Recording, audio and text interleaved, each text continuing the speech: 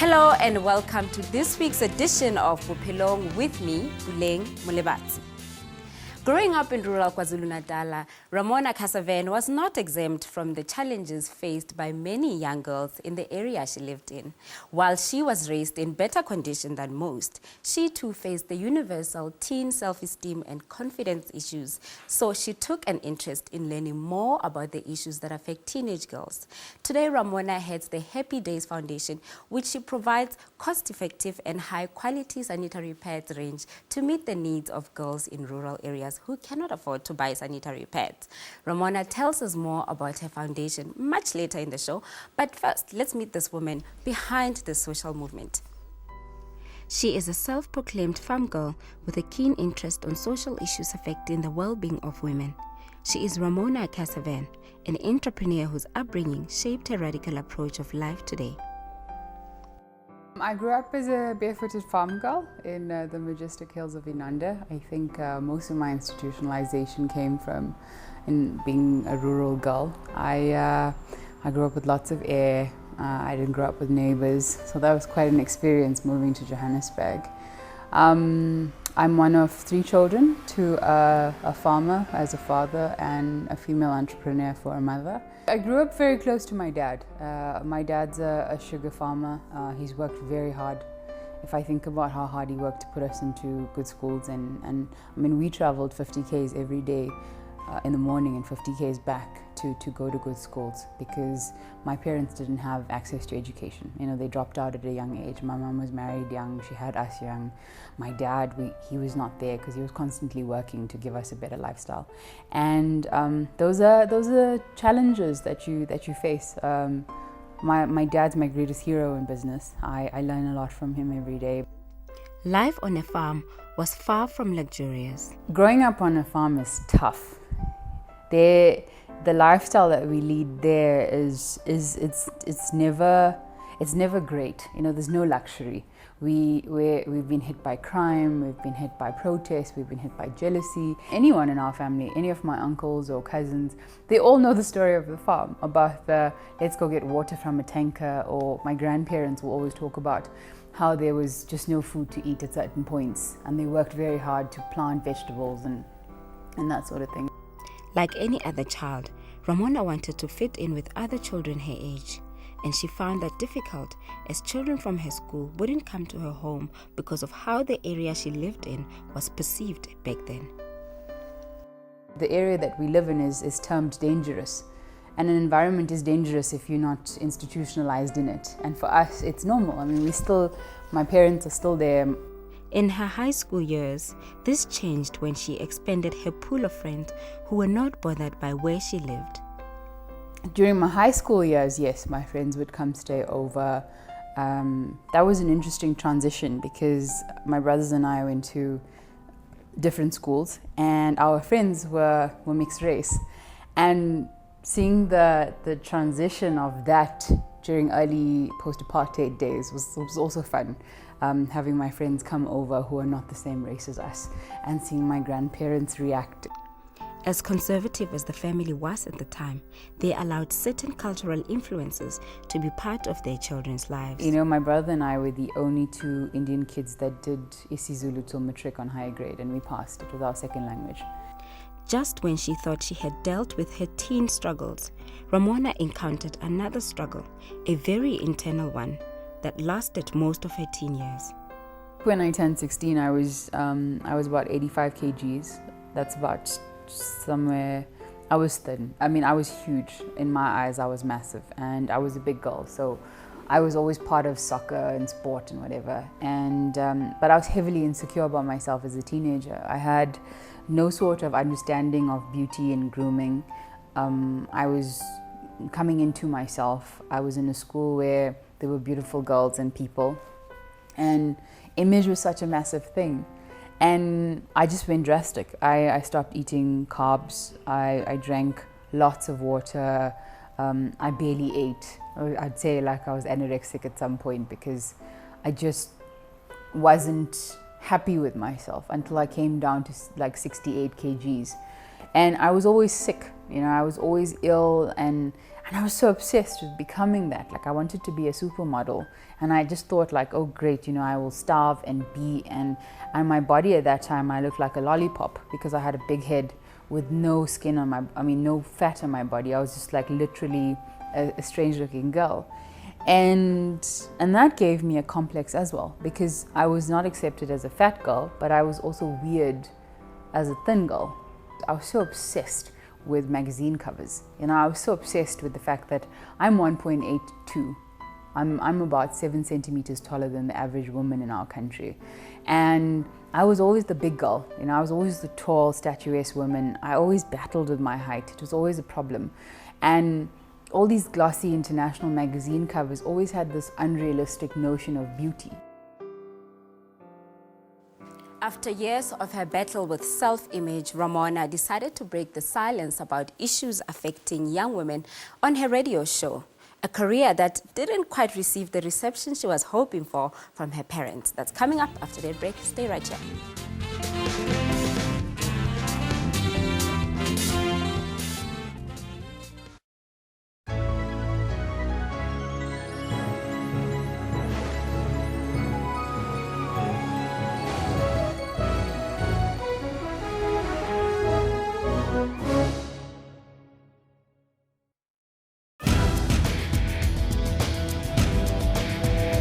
In Africa, technology has created many new ways of doing things. ICT is an increasingly important part of everybody's life. It's being used in education, for social media, and now for farming too. The best thing about internet for a farmer is that you get to share information. On Network, we give you all the important African technology and social media news. That's Network with me, Phumelele Zondi, every Sunday at 7:30 p.m. Central African Time, only on SABC News.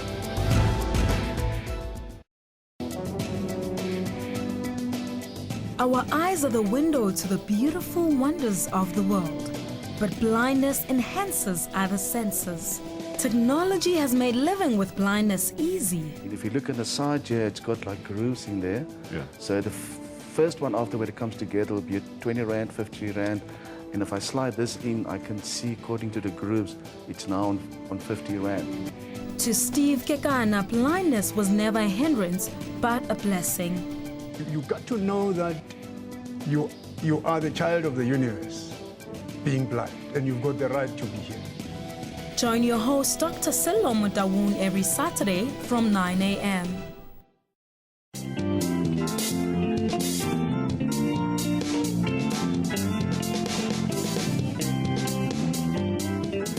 Vera Ephraim defied family and traditions to follow her dream. Decided that I'm going to prove to them that they were wrong. The first breakthrough came in when she was studying and touring in Europe. That was my first breakthrough. Generations was her first television debut in South Africa. It was my first gig. I was very excited. I was very happy. I said, yeah, this is confirmation I'm at the right place. After pain, rejection, and suffering, her dream became a reality. I followed my path, and I'm happy and grateful and blessed. Join your host, Bophelong on Bophelong every Friday at 17:30. Tonight in an SABC exclusive news expose, we show you how firearm proficiency certificates are fraudulently sold for a few thousand rand. What you did was illegal. Do you at least acknowledge that? What you did is illegal. I say it could be probably illegal. Nigeria is Africa's second largest tomato producer. The chief executive of Enrisco says he started the company with a capital of $75 million. The problem now is that the market has been created in China. He says that doing business in the country is becoming more difficult every day.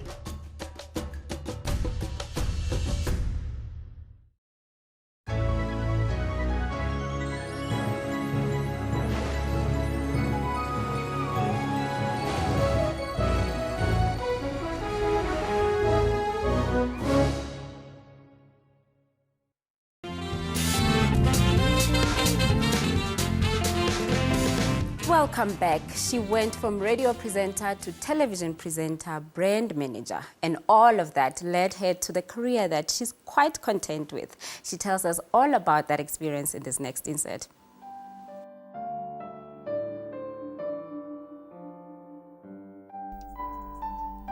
This self-made businesswoman had a fair share of struggles during her teen years. One that she battled with for a long time was anorexia. Recovering from that was a life-changing experience that made her vocal about the struggle that most young women such as herself face. So she took to radio to encourage women young and old to open up about their life experiences. This formed the DNA of a radio show on a provincial radio station. I always said to my parents I want to be a DJ. Radio has been something I've grown up with. In my times on the farm, it was music that kept me going. It was something that I loved. I knew everything that needed to be on radio. And the beautiful part about that story is in my 2-year stint on radio, my dad listened to every single show of mine Saturday to Sunday. And speaking about them and the farm and life made me more relative to listeners because I wasn't this girl that didn't share my experiences. I was very honest about it. This career move came with an unexpected reaction from her parents. I remember when I got onto a provincial radio station, it wasn't so massive to them, but when I went home and I said, hey, you know what, I've just been offered a job with East Coast Radio, which is the biggest radio station in KwaZulu-Natal. And I mean, this is the radio station that I emulated for many years of my life. I grew up with it. And my parents were like, what do you mean? And I'm like, no, I have a show and it's prime time on weekends and this is the story. And I remember they both were like awestruck because they couldn't believe that, hey, I actually made it. Her parents thought that her dream to be a media personality wouldn't last long, but she proved them wrong when she made a confession that they found difficult to come to terms with. My father was a patriarch. He still is. He's come a long way. I think that having a daughter like me has really opened his mindset because I always challenge the norm. I always swim upstream. I'm always challenging him. We really clashed. My parents and I clashed when I was younger. I think in an Indian community, when you grow up, your aspirations are always to become a doctor, a lawyer, an accountant, or an engineer. And I started at first year law student, failed dismally, went to my father, said, you know, I think I like this and stuff, but this is not my passion. These law books don't speak to my soul. And he was like, what do you want to do? And I was like, no, I'd like to do media and journalism. And he was like, what kind of career is that? And so I majored in marketing, and the trade-off was that I'd work hard to get into honors. And then once I've done that, then I can go take over the world. So boom, I was 23 when I had my honors degree. I worked harder than anybody out of all of my friends. I stopped partying in third year so that I could have a great aggregate. With her honors complete, another opportunity presented itself to her. She joined a popular TV show on SABC 2. I was on Graveyard at that time on East Coast Radio, where I was doing 12 to 3 at midnight. And the presenter search was happening in KZN. And I slept for a couple of hours and I woke up at 9 o'clock to do my hair and makeup. And I was the last person in the queue. I think they had about 2,000 entries and I was top 3 in the country. And that's how I joined Eastern Music. Shortly after her term on the show ended, she ventured into business, something that came as second nature to her.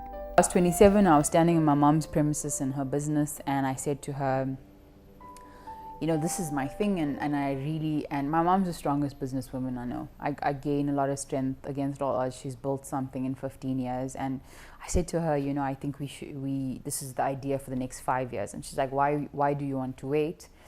Let's do it now. So 6 months later, we were on a plane to China, trying to find suppliers, called in some favors from family and business, asked them to help us. And then the next 9 months was just an incubation phase. And then my container was delivered with 37,000 packs of pads with no buyer at all. So that's how Happy Days actually began. This business venture stemmed from an observation that she made while she was completing her honors in marketing. During my honors year, I did research in Umlazi, Inanda, and Welbedat in Durban. So I compared all the race groups, and everyone was saying the same thing. Pads are too expensive. I use 1 pad a day. So the one day I was looking at my shopping receipt, and 2 packs of pads were costing me 120 Rand.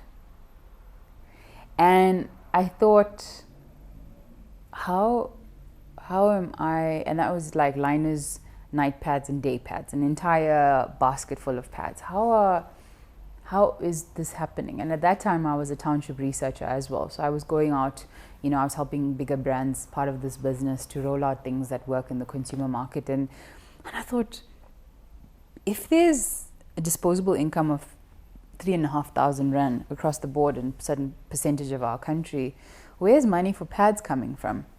And I was like, no, you know, when I'm a very rich businesswoman, I'm going to have this pad factory that gives away pads for free, because I really am passionate. Her passion to make sanitary pads accessible and affordable to women young and old forms the basis of what her business is all about. The community at large relates. I mean, it's one of the most admirable things for them as a glamorous media personality to a businesswoman. It was, you know, Happy Days forms root of rural girls. And I had that vision to create a brand that fought against hiding yourself and behind your insecurities, accepting the next woman for who she is. Stop fighting on, pull her down, but empower her, kind of thing. Running a business that is rooted entirely on supplying women with sanitary pads free of charge comes with its own challenges. I moved from Durban to Johannesburg into an apartment. I only had a bed. I resigned from a stable job. You know, a job is such a massive thing in this country. And I had nothing. And I built this apartment, not this one, but my first one. It took me 2 years to be in the space that we're in, where we have chairs and proper furniture. But you know, entrepreneurship is not for the faint-hearted. You gotta have courage, steel mentality, warrior thinking. It is the first year we didn't have any money. I was one person building this vision and this dream, and I pulled onto everything that I had. There were days where I had no money for food. My parents were very strict on the fact that if you resign from your job, don't ask us for help, and they didn't help. I ate a lot of cereal for breakfast, lunch and supper. I paid my dues as an entrepreneur. During tough times in her career, she relied on one thing that forms the core of who she is. I am a woman of religion.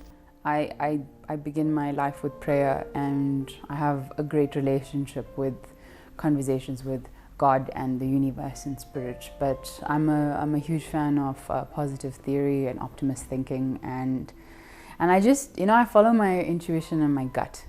With a vision of empowering young women in rural communities, Ramona came up with the Happy Days Foundation to help girls in rural areas attend classes instead of missing out on education during their monthly cycle. We join her and her team on their mission after the break.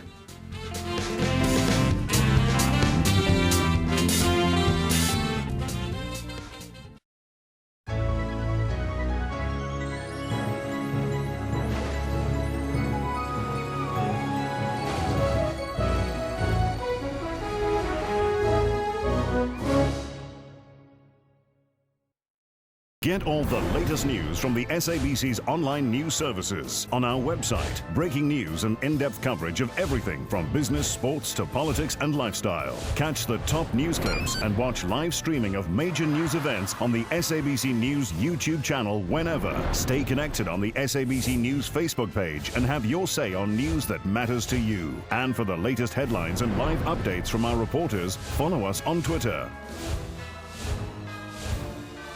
SABC Digital News, anytime, anywhere.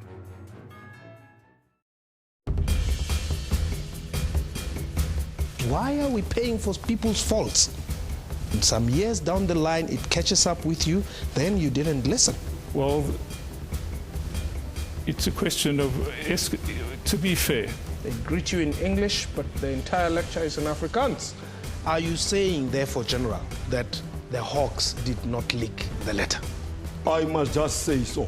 Hawks did not leak this document. Okay, but Mantashe doesn't think so. That one, Paul, you are drawing me now to the politics. Myself, I'm dealing with investigation. Okay. That one, politician will answer. Watch Question Time with me, Mpho Tsedu, Monday to Thursday at 5:30 p.m. on the SABC News Channel. SABC News. We report, contextualize and present news and current affairs honestly, fairly and fully. We consider it a duty to provide consistent, relevant, useful and top quality information and analysis. Our mission is to provide credible, accurate and interesting news programming, bringing news into everyone's homes in everyone's languages. Thank you, South Africa, for relying on SABC News for quality news output and for making us your #1 source of information. SABC News, Africa's news leader.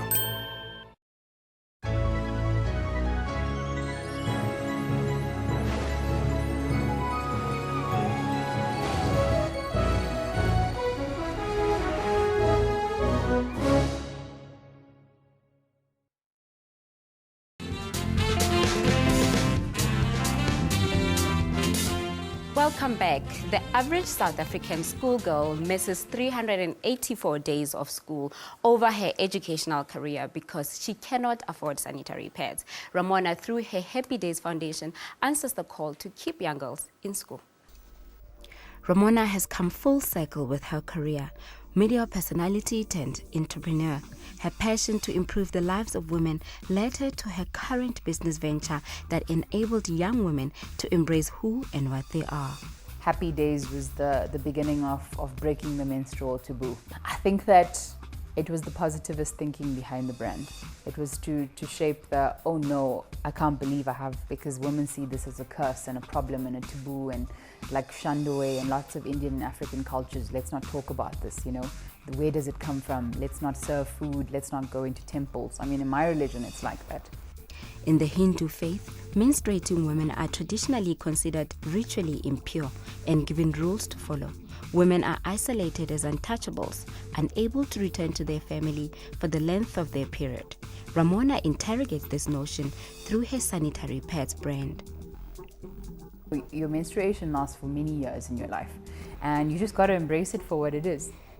Something so personal to her, but yet so common to many young women from different ages, race and cultures.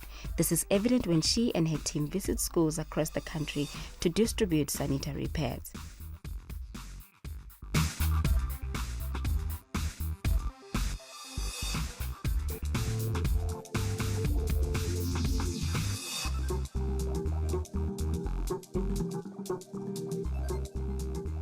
I'm proud to say that in the last 18 months, we've moved 600,000 pads across the country via sponsorships only.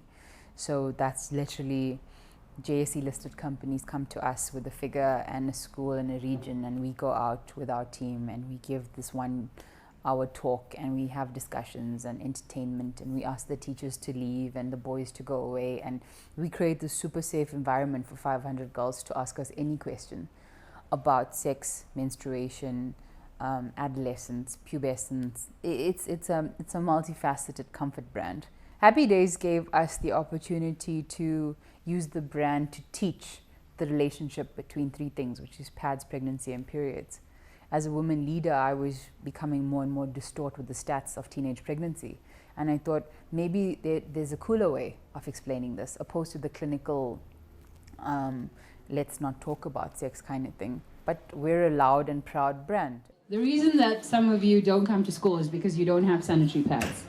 Yes, you're not going to say this, even though Beyonce has a period, but I know, and you know, we all have periods. It's real. I have my period, Nobila has a period. It's normal, trust me. These things happen in the world, okay?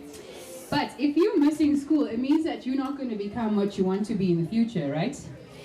And as a 29-year-old businesswoman, those things upset me. So I went out to create this brand that understands what you're going through as a woman, and we hope to keep you in school. So you're going to get 6 months of pads from next month until February so that you can stay in school and go to the next grade. Ramona may be at the forefront of a Happy Days brand, but her entire team shares the same sentiment as hers. It's the girls, it's seeing the smiles on their faces, you know. They're like, at least somebody cares about us, you know, because they're so surprised that we're getting this for free. I'm like, yes, we're getting this for free. And we drove all the way just to come and see you. So just seeing the smiles on their faces and being able to capture that moment is humbling.